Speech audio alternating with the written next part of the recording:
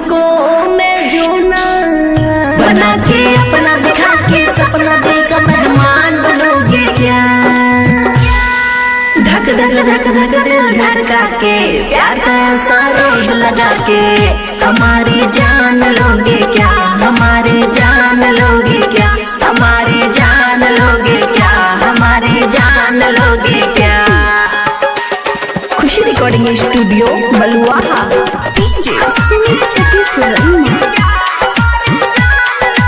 और भी करते होंगे प्यार जानू लोग तुमसे, लेकिन कर ना पाएंगे प्यार ज्यादा मुझसे।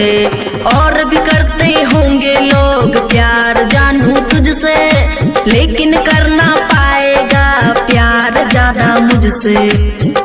हो गए घायल पागल बोल मेरी ईमान लोगे क्या।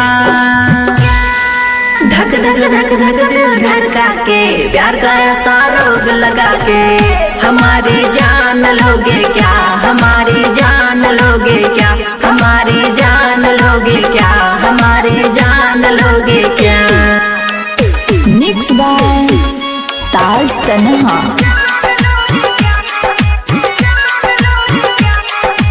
खुशी रिकॉर्डिंग स्टूडियो बलुआहा। खुशी को पागल बना के तुम भी न बचोगे, अमन की याद में मेरे बहुत तड़पोगे। खुशी को पागल बना के तुम भी न बचोगे, अमन की याद में मेरे बहुत तड़पोगे। बबुआ राहुल प्यार का बोलो इम्तिहान लोगे क्या।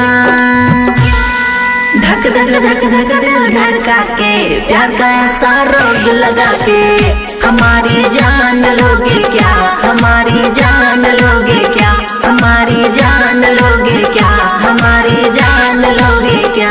खुशी रिकॉर्डिंग स्टूडियो बलुआहा।